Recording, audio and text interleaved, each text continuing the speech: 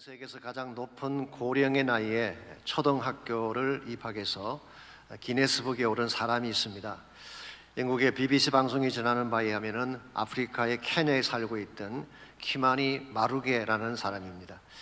이 사람은 84세의 나이에 초등학교에 입학을 했습니다. 30여 명의 손자, 손녀를 두고 있는 할아버지가 왜 그토록 늦은 나이에 초등학교에 들어갔을까요? 글을 배워서 새로운 일을 시작하고 싶기 때문이라고 했어요. 두 가지 일을 하고 싶어 했습니다. 첫 번째는 민족을 위해 글을 쓰는 일이었습니다. 1950년대 영국군이 자기 마을을 침공했을 때에 마을에 살고 있던 동족 수백 명이 학살당하는 일이 있었습니다. 그 죄악의 참상을 온 세계에 알리기 위해 글을 배우고 싶다는 것입니다. 악을 보고서도 침묵했던 자신을 자책하면서 지금이라도 그 짐을 벗기 위해 글을 배우려고 한 것입니다. 두 번째는 하나님이 기뻐하시는 새 일을 시작하고 싶었어.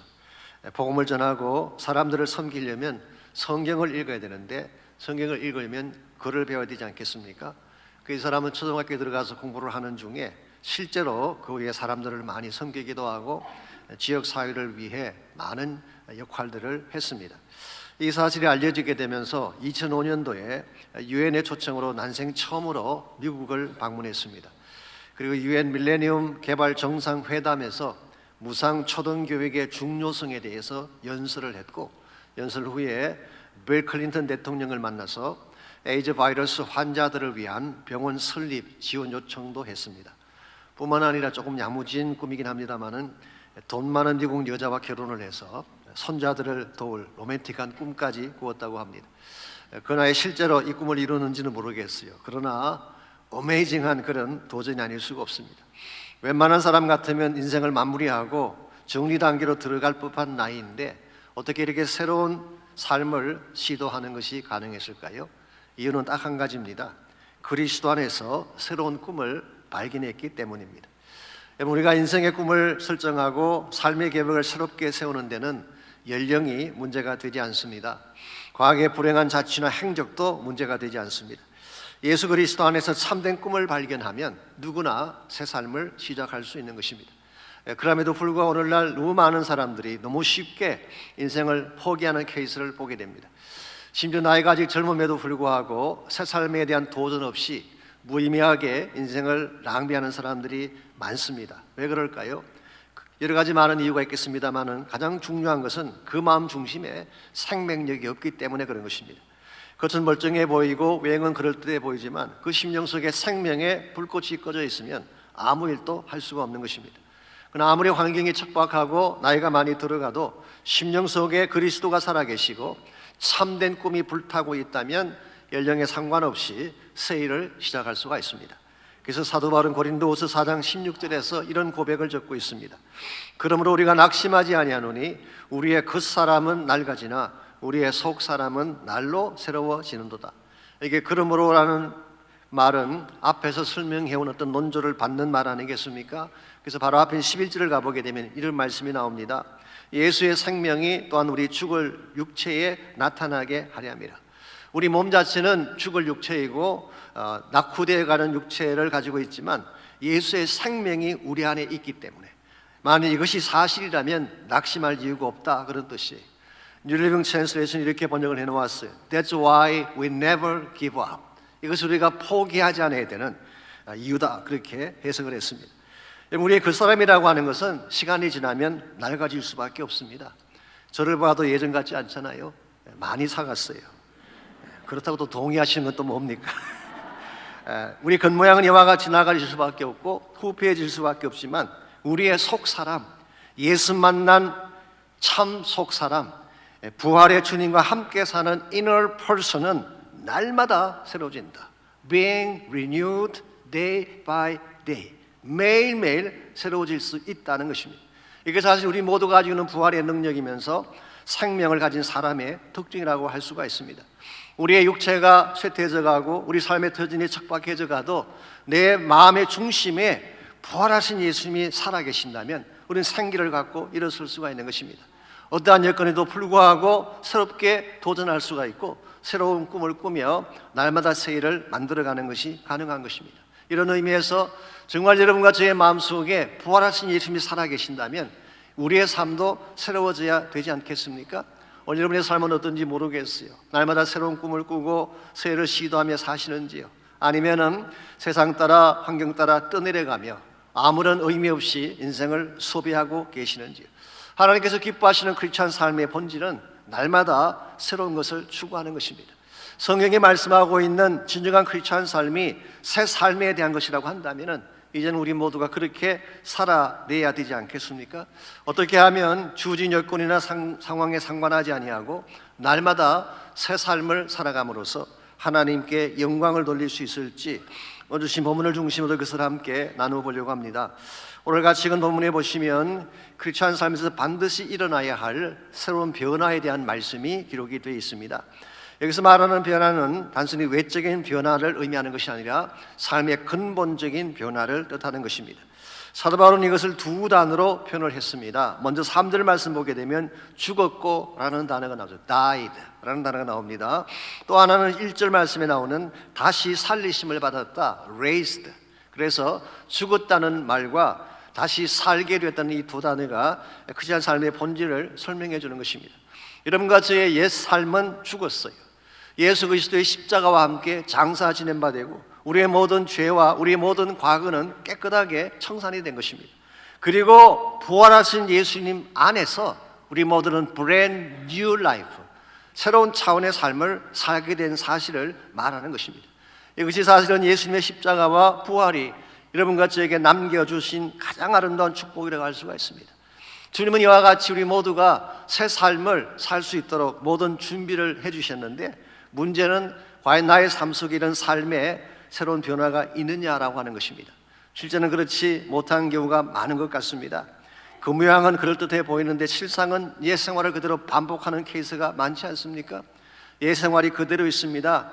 옛 가치관 그대로 가지고 있고 옛 습성 그대로 가지고 있고 옛날 가진 야망 그대로 가지고 살아가기 때문에 외형상은 크리스찬이지만 실제 삶의 내용은 옛날과 똑같은 것입니다.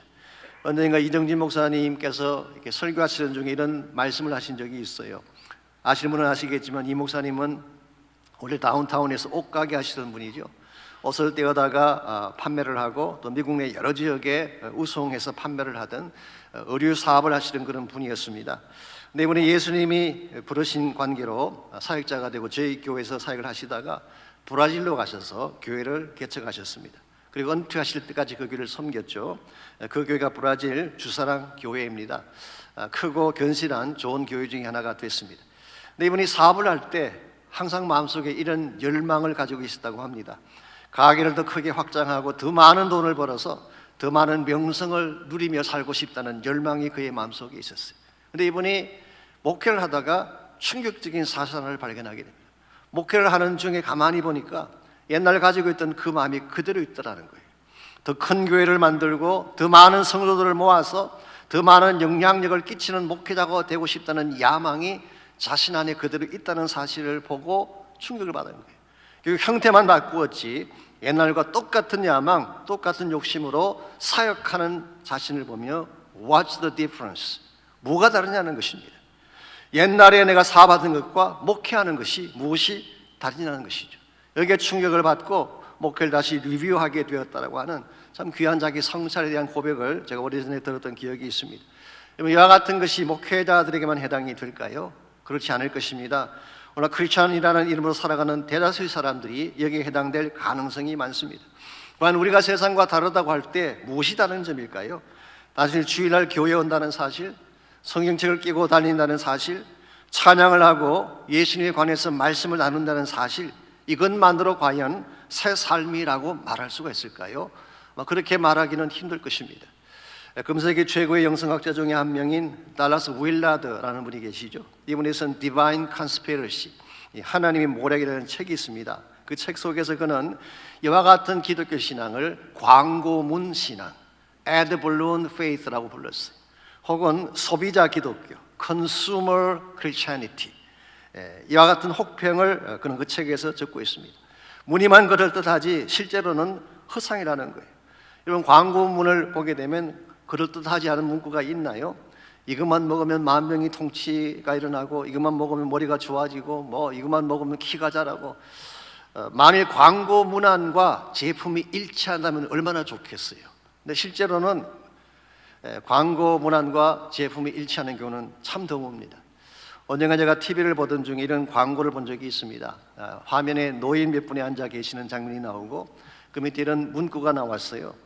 이 나이에 가슴이 두근거리는 것은 사랑이 아니다. 제가 그 광고를 보는 순간 노인분들의 로맨스에 대한 광고구나 생각했는데 그게 아니고 혈압약 선전 광고였습니다.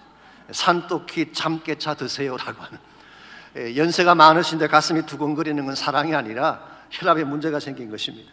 여러분, 광고라고 하는 것은 사실상 겉은 화려해 보이고 그럴듯해 보이지만 실상이 없는 것입니다.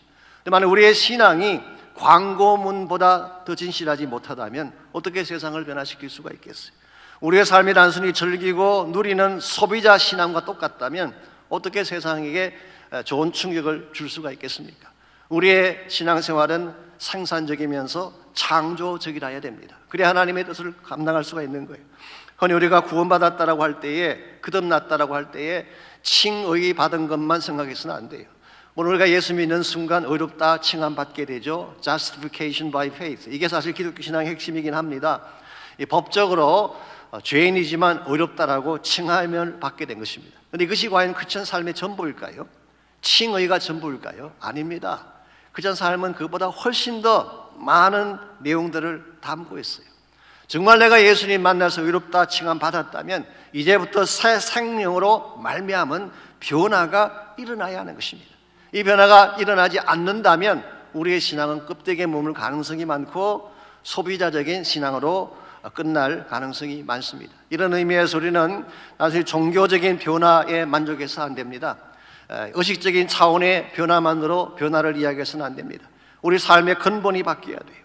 이 땅을 향해 살아가던 우리의 삶이 하늘을 향한 삶으로 바뀌어질 때에, 그래서 하나님이 기뻐하시는 참된 가치가 있는 목적을 위해 살아갈 때에 우리가 바로 산다고 할 수가 있고 새로운 삶을 산다고 말할 수가 있습니다.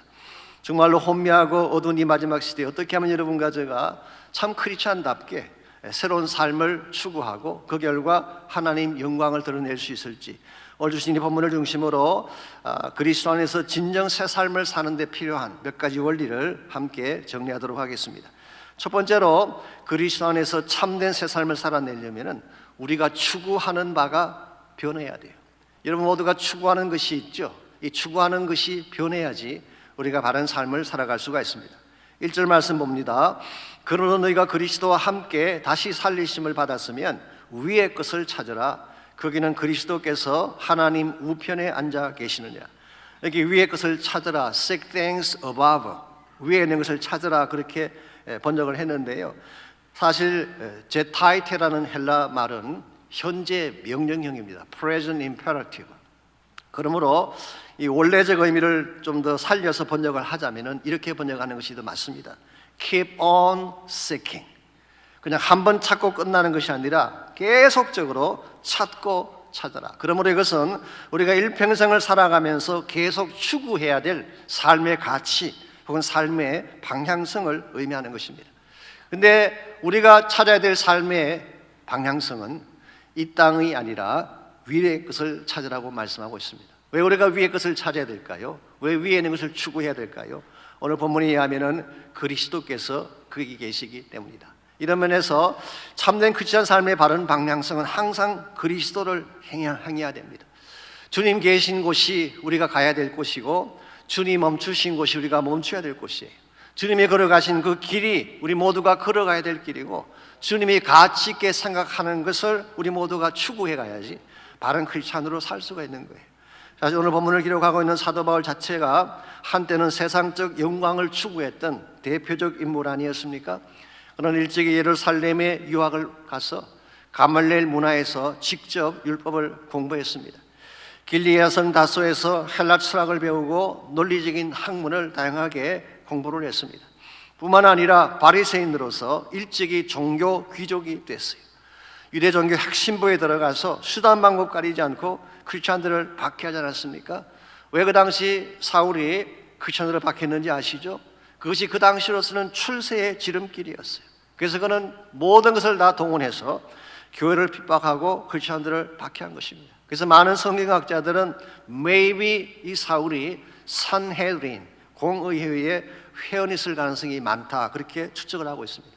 권세가 너무나 막강했고 유대교안에 미치는 영향이 컸기 때문이죠. 쉽게 말하면 그 당시 유대 사회에서 가장 앞서가던, 가장 성공적인 삶을 추구하던 장본인이 바울인데, 그가 예수 그리스도를 만난 후에 어떻게 됐나요? 빌립보서 3장 8절은 이렇게 고백하고 있습니다. 그를 위하여 모든 것을 잃어버리고 배설물로 여김은 그리스도를 얻고 그 안에서 발견되려 함이라. 이것을 우리는 바울의 가치 선언이라고 부릅니다. 지금까지 추구했던 세상적인 모든 영광을 배설물같이 버리고 그리스도를 최대 가치로 삼았기 때문이죠. 여러분과 저의 삶이 진정한 차원에서 변화가 일어나려면 가치관이 바뀌어야 돼요. 가치가 바뀌지 아니하면 아무리 외형적인 시도를 많이 해도 실제로는 변화가 일어나지 않습니다. 예를 들어서 노는 것이 가치인 아이에게 부모들이 아무리 공부하라고 외쳐도 공부하지 않습니다. 부모들이 볼 때는 공부하는 척하지만 부모들의 시야만 벗어나면 금방 노는 쪽으로 달려가는 것입니다. 여러분들 누가 선교하는지 아십니까? 선교가 가치인 사람이 선교를 합니다. 여러분 절에 휴가 갈 곳이 얼마나 많아요. 얼마나 스케줄 잡아서 놀 것들이 많습니까? 그럼에도 불구하고 선교를 가는 이유가 뭔지 아십니까? 선교와 복음이 최대 가치이기 때문에 가는 것입니다.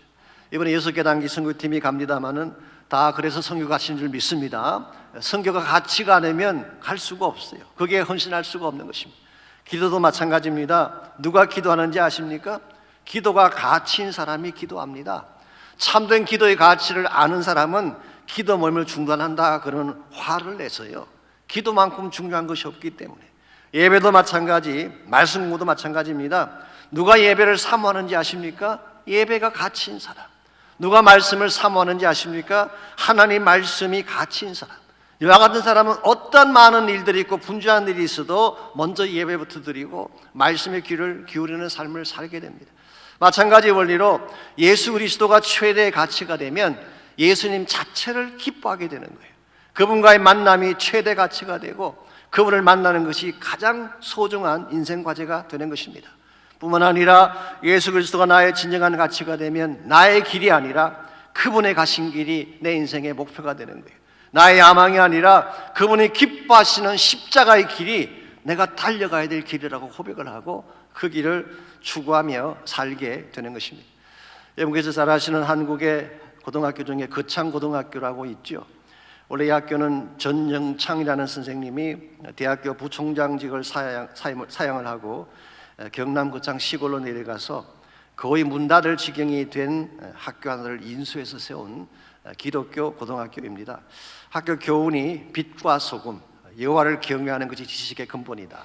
이게 학교의 교훈입니다. 그리고 여러분 잘 아시는 바처럼 그 학교 강당에는요 직업 선택의 10계명이라고 하는 글귀가 서 있습니다. 이것은 고 정영창 교장 선생님이 1953년도에 이 학교에 부임했을 때 직접 쓰신 것으로 알려져 있습니다. 그중에 몇 가지만 소개해 드리자면요, 제1계명 보수가 적은 쪽을 택해라. 제2계명 내가 원하는 곳이 아니라 나를 필요로 하는 곳을 택하라. 4계명 모든 조건이 갖추어진 곳을 피하고 처음부터 시작해야 되는 황무지를 택하라. 8계명 한가운데가 아니라 가장자리로 가라. 9계명 부모나 아내나 약혼자가 결사 반대하는 곳이면 틀림없다. 10계명 왕관이 아니라 단두대가 기다리고 있는 곳으로 가라. 참 귀한 교훈이 아닐 수가 없죠. 이와 같은 계명을 한마디로 요약하면 뭐라고 요약할 수가 있을까요? 저는 그것이 십자가의 길이라고 생각합니다. 십자가의 길은 내가 가기를 원하는 길이 아니에요. 내가 원해서 가는 길이 아니라 하나님이 기뻐하시기 때문에 가는 길이에요. 내 영광을 위한 길이 아니라 사람들을 살리기 위한 길이에요.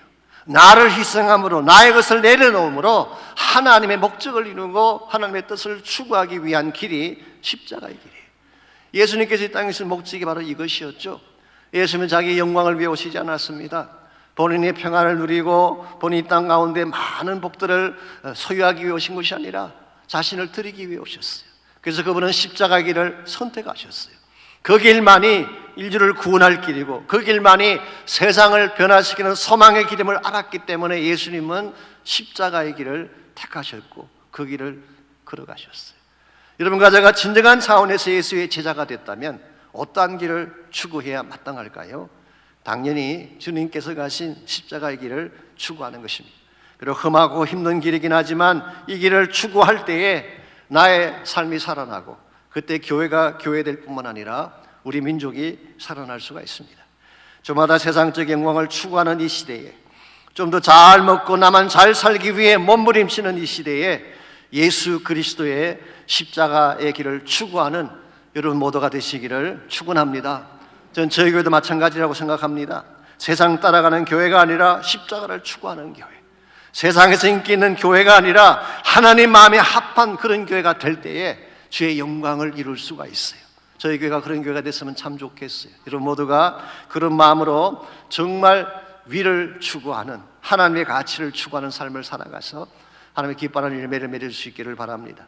두 번째로 우리가 그리스도 안에서 새 삶을 살아내려면 우리가 애착하는 것이 바뀌어야 돼요. 애착이라는 것은 마음의 열정, 마음이 집착하는 것을 애착하는 것이라고 말을 하죠. 이것이 바뀌어져야지 하나님 뜻을 향해 바르게 살아갈 수가 있습니다. 2절 말씀 보시기 바랍니다. 위의 것을 생각하고 땅의 것을 생각하지 말라고 했습니다. 이렇게 생각하라, 생각하지 말라고 표현했기 때문에 이것이 우리의 마음 혹은 우리의 사고의 틀을 의미하는 것이 아닌가라고 생각을 할 수가 있죠. 실제로 많은 영어 성경들이 mind, set your mind라고 번역을 했습니다. 그러나 오늘 본문에 사용된 프로네오라고는 헬라 말은 단순한 마음을 의미하는 것이 아니라 마음의 움직임, 마음의 흐름, 마음이 이끌리는 방향을 의미하는 단어입니다. 그래서 킹 제임스 버전은 이것을 affection이라고 번역을 했어요. affection이라는 말은 애착, 애정 혹은 끌리는 마음, 그렇게 번역을 할 수 있는 단어입니다. 그러므로 위의 것을 생각하라, 이 말은 사실은 위에 있는 것에 애착을 갖고 그게 마음을 두라, 그런 뜻입니다. 실제로 킹 제임스 버전은 set your affection on things above, 위에 있는 것에 너희들의 affection, 애정을 두고 애착을 두라, 그렇게 번역을 했습니다. 여러분과 제가 인생을 살아가면서 무엇에 애착을 두느냐에 따라서 삶의 내용이 달라질 수밖에 없습니다. 어떤 분은 사람에게 애착을 갖기도 하고, 어떤 분은 명예에 애착 갖기도 하고, 어떤 분은 물질이나 권세에 애착을 갖기도 하죠. 우리가 어디에 애착을 갖느냐에 따라서 우리 삶을 투자하고 우리 인생을 걸게 마련된 것입니다. 만약 여러분과 제가 땅의 것에 애착을 갖고 우리 모든 마음을 땅에 집중하게 된다면 하나님 나라를 이룰 수가 있을까요? 없을까요? 하나님 나라를 이룰 수가 없습니다. 땅에 내 마음이 묶여 있기 때문에, 내 마음의 모든 방향이 땅을 향하고 있기 때문에 천국의 소망을 향해 나아갈 수가 없는 것입니다. 그래서 우리가 세상에 애착을 두는 만큼 하나님의 나라로부터는 멀어지는 삶을 살 수밖에 없어요. 사실은 구약 성경에 나오는 이스라엘 백성들, 출애굽한 이후에 40년 광야를 헤매했던 이스라엘 백성들의 그 실패 원인이 여기 있습니다. 우리가 아는 것처럼 그들은 분명히 애굽을 나왔어요. 출애굽을 했습니다. 피지컬리 애굽을 나왔어요. 지정학적으로 분명히 애굽 지경을 벗어났습니다. 그런데 그들의 마음은 스틸 애굽에 가 있었어요. 그래서 애굽에서 살았던 삶의 패턴에 애착을 갖고 있고, 거기서 먹었던 음식들, 애굽의 식탁에 애착을 두고 있고, 애굽에서 보았던 화려한 세상에 애착을 두고 있었기 때문에 그들은 애굽을 떠나왔지만 실제로는 애굽을 떠나지 못한 거예요. 그래서 틈만 나면 다시 돌아가자고 말한 것입니다. 조그만 삶이 불편하든지 힘만 들면 원망하며 돌아가자고 외쳤어요. 심지어 하나님께서 약속의 땅 가나안, 젖과 꿀이 흐르는 그 가나안 땅을 12명의 정탐꾼들에게 보여주셨음에도 불구하고 그들은 still 돌아가자고 외쳤습니다. 왜 그랬을까요? 애굽에 대한 애착을 버리지 못해서 그런 것입니다. 이런 면에서 애착이라는 것은 참 무서운 것입니다. 오늘 여러분과 제 마음이, 내 마음의 열정이, 내 마음의 사랑이 어디를 향하느냐에 따라서 여러분의 인생을 투자할 수밖에 없습니다. 세상을 사랑하는 마음이 꽉 차 있으면 하나님을 사랑할 수가 없죠. 이 세상에 것들에 애착 갖고 내 인생을 바치게 된다면 하나님 나라 일을 위해 우리 인생을 투자할 수가 없습니다. 이런 면에서 참된 차원의 변화가 일어나려면 여러분과 제가 바른 것에 affection, 애착을 가져야 되는 것입니다. 하나님 말씀에 애착을 가지시기 바랍니다. 생명을 구원하는 일에 애착 가지시기 바랍니다. 기도하며 섬기는 삶의 애착을 가지고 참된 섬김을 실천하시기 바랍니다. 그렇게 하면은 여러분을 통해 하나님이 일하기 시작해요.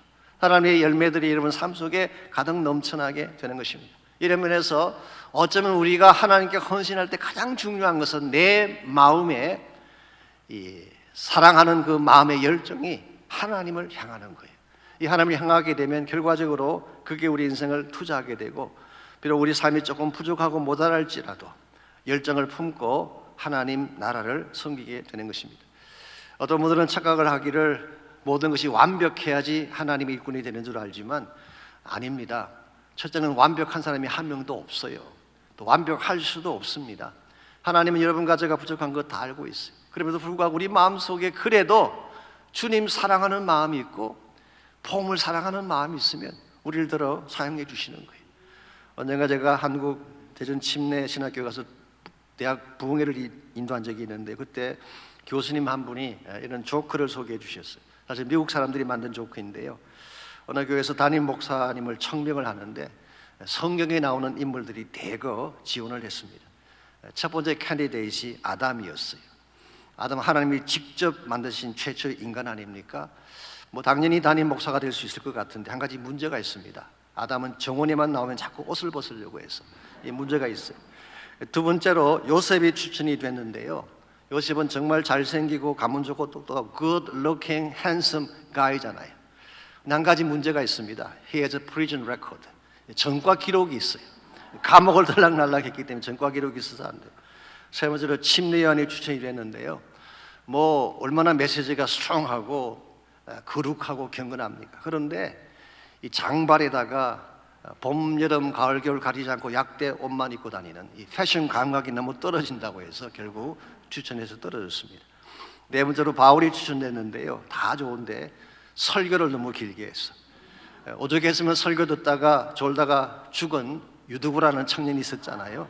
설교가 길기 때문에 안 됐어요. 그래서 할 수 없이 예수님이 마지막으로 추천이 됐는데 예수님도 안 됐어요.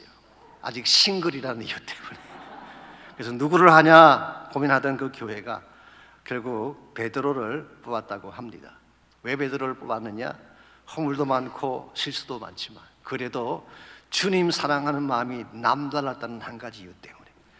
여러분 아시는 대로 요한복음 21장에 보게 되면 그가 실패하고 실수했을 때에 내가 주를 사랑하는 줄 주님이 아십니다. You know that I love you. 3번씩이나 반복해 고백했던 베드로. 허물이 많았지만 부족했지만 주님을 사랑하고 하나님을 사랑하는 자가 결국 하나님 나라 일을 하는 것입니다. 여러분의 마음속에 주님에 대한 사랑이 혹시 식어 있다면 그 사랑이 다시 회복되게 달라고 기도하시기 바랍니다. 주를 향한 나의 열정이 회복되어지고 affection이 회복되어지면 주님 일하는 게 힘들지 않아요.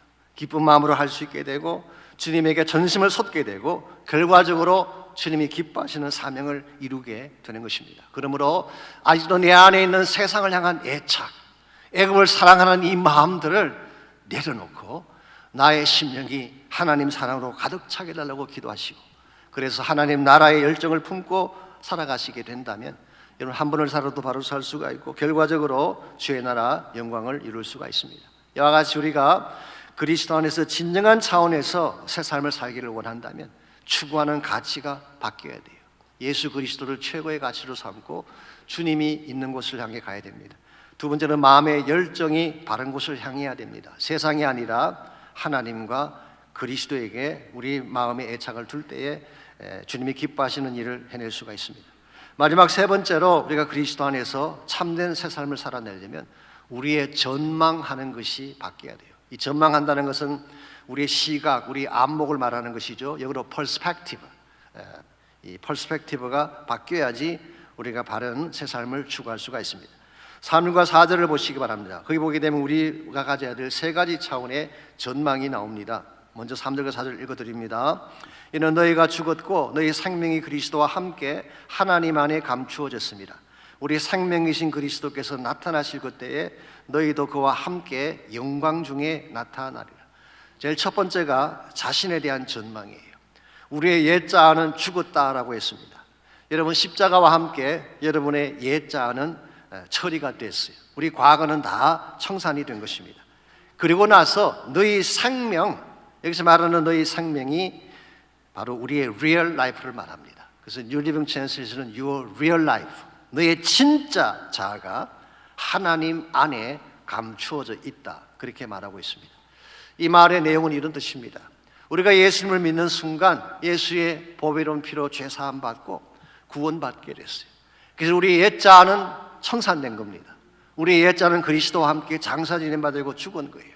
그 대신에 나 옛자가 죽은 대신에 real life, 나의 진짜 생명이 그리스도 안에서 살아나게 되고 나의 진짜 내 자아가 하나님 안에 감추어진 존재가 되었다, 그런 뜻이. 이 하나님의 감추어진 존재가 되었다고 하는 것은 이런 뜻입니다. 하나님이 우리를 너무 소중히 여기셔서 마치 보배같이 하나님 안에 품으시고 우리를 지키신다, 그런 뜻이에요. 이런 측면에서 생각해 보면 여러분 한 분 한 분은 참 존귀한 분들이에요. 함부로 굴려도 괜찮을 인생이 아닙니다. 여러분이 그리스도 안에서 나에 대한 이 전망이 바로 돼야지 건강한 영적 삶을 살 수 있는 거예요. 구원받았음에도 불구하고 아직도 이 사실을 알지 못하고 내가 얼마나 하나님 안에서 보배 같은 존재가 되는지를 알지 못하게 되면 인생을 함부로 서게 되고 함부로 굴릴 수밖에 없는 것입니다. 한 번은 교도소사에 가시는 전도자 한 분이 이런 일화를 소개하신 적이 있습니다. 아시는 대로 교도소 안에 있는 분들은 대다수가 자존감이 낮지 않습니까? 사회에서 버림받고 죄짓고 체포되어 감옥에 들어온 사람이기 때문에 자존감이 있을 리가 만무합니다. 그래서 웬만한 말을 해도 먹혀 들어가지가 않아요. 복음에 대한 이야기를 하고 사랑에 대한 얘기를 해도 냉랭한 가슴을 열지를 않습니다. 그래서 여러 가지 시도를 해도 마음이 열리지 않게 되자 이 전도자가 100불짜리 지폐 한 장을 끄집어냈어요. 그리고 물었어요. 이게 얼마짜리입니까? 물었더니 100불짜리래요. 그 다음에 그 지폐를 구긴 후에 땅바닥에 떨어뜨리고 침을 뱉고 발로 막 짓밟았어요. 그랬더니 그 지폐가 구겨지고 더럽힌 모습이 되지 않겠습니까? 그 지폐를 다시 손에 들고 물었어요. 이제는 얼마짜리입니까? 물었더니 여전히 100불짜리라고 합니다. 그때 사역자가 말을 하죠. 맞습니다. 땅에 떨어진 지폐가 아무리 짓밟히고 더럽혀져도 고유한 가치는 변함이 없는 것처럼 여러분의 가치도 마찬가지입니다. 여러분이 비록 죄로 말미암아 더럽혀지고 사람들의 발에 짓밟혀서 초라한 존재가 되었는지 모르지만 그러나 그리스도 안에서 여러분의 고유한 가치는 여전히 소중한 것입니다 라고 이야기했을 때 많은 그 제수자들이 마음의 문을 열고 구원의 초창임에 나왔다고 하는 그런 일화가 있습니다. 여러분과 제가 그리스도 안에서 내 자아를 바르게 발견해야 돼요. 내가 누구인지를 바로 볼 수 있어야지 하나님의 뜻을 바르게 행해갈 수가 있는 것입니다. 두 번째는 그리스도에 대한 전망이 바로 돼야 됩니다. 그리스도가 어떤 분인가를 바로 알아야 되는데요, 오늘 본문은 그리스도께서 나타나실 그때라는 표현이 나옵니다. 이 때가 언제를 말하는 것일까요? 이것은 주님이 다시 오실 재림의 때를 말하는 것입니다. 예수님은 다시 오십니다. 그리고 다시 오실 때는 영광 중에 왕 중에 왕으로 오실 거예요. 오늘 우리의 삶이 바르게 되려면은 이 예수님이 언젠가 다시 오신다는 것을 확신할 때, 그때 우리 바른 삶을 살 수가 있는 것입니다. 우리가 보고 있는 이 세상은 영원한 세상이 아닙니다. 인간이 세워둔 바벨탑이 아무리 높고 찬란해 보여도 결코 영원히 가지 않습니다. 주님 다시 오시는 그날 이 세상의 바벨탑은 다 무너질 거예요.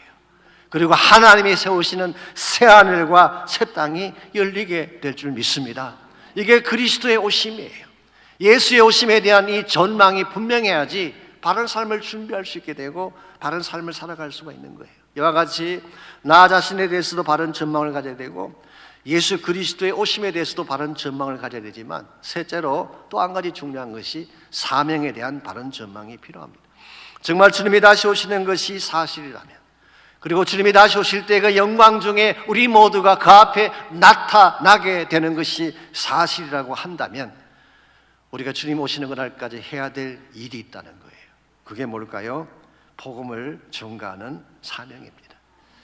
언제 오실지 모르지만 주님 오시는 그날까지 내 삶이 존재하는 한, 이 땅에 사는 동안에 우리 모두가 마땅히 해야 될 가장 소중한 사명, 이건 복음 전가의 사명이고 선교의 사명입니다. 이게 분명할 때 여러분 바른 삶을 선택할 수 있게 되고 바른 방향을 향해 나아갈 수가 있게 되는 것입니다. 이 세상에 존재하는 모든 것들 가운데 영원한 것은 아무것도 없습니다. 사람도 변하고 환경도 변하고 이 땅의 모든 영광도 언젠가 때가 되면 다 사라지는 것입니다. 그러므로 사랑하는 형제자매 여러분, 이 세상에 마음 빼앗기지 마십시오. 이 세상 여러분의 인생을 걸지 마세요. 이 세상은 절대로 우리 인생을 책임질 수가 없습니다. 진정한 행복, 진정한 축복은 오직 그리스도 안에만 있습니다. 그분 안에 참 생명이 있고 그분 안에 참 소망이 있습니다. 여러분과 제가 아무리 우리가 힘든 가운데 살아간다고 할지라도 그 예수 그리스도 안에 나의 모든 것을 걸고 그분과 함께 부르심의 소망을 향해 달려가게 된다면 우리는 반드시 승리할 수 있고 하나님이 기뻐하는 좋은 열매를 맺으며 살아갈 수가 있습니다. 오늘 여러분의 인생 가운데에 주님이 함께 하심을 믿으시나요? 세상은 우리와 함께 가지 않습니다. 속지 마십시오. 여러분이 어디를 가든지 함께 동행하실 분은 예수님 한 분밖에 없어요. 우리의 마음을 누가 아실까요? 우리 마음을 진짜 아시는 분은 예수님 한 분밖에 없습니다. 우리 인생길 때도 고단하기도 하고 아픔이 주어지기도 하고 때로는 마주할 세상에 대한 두려움 때문에 근심하며 염려하며 힘들어할 때가 있을지 모르지만 주님이 우리의 마음을 아십니다. 주님이 우리를 도와주십니다. 그분과 함께 달려가기만 한다면 우리는 반드시 승리할 수 있고 영광 가운데 살아갈 수가 있어요. 그러므로 이 시간 세상을 바라보며 여러분 마음을 두지 마시고 마음의 눈을 들어 주를 바라보시고 다시 오실 영광의 주님을 사모하시기 바라고 나에게 주어진 사명이 무엇인지를 바로 깨닫고 주어진 내 삶의 시간 속에서 주의 뜻 알게 해주십시오라는 기도로 여러분의 삶을 헌신하실 수 있기를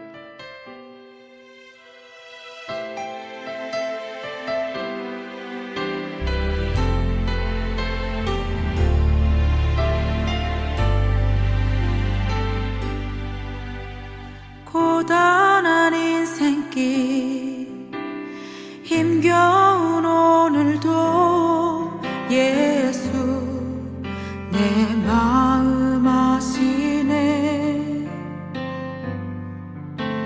지나간 아픔도 마주할 세상도 예수 내 마음 아시네. 고단한 인생길 고단한 인생길 힘겨운 오늘도 예수 내 마음 아시네. 지나간 아픔도 마주할 세상도 예수 내 마음 아시네. 믿음의 눈 들어 주를 보리.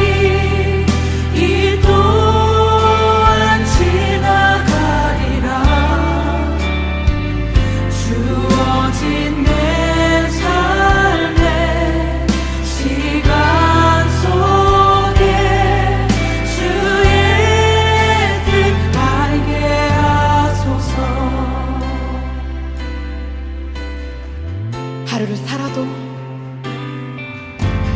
하루를 살아도 기쁨으로 가리.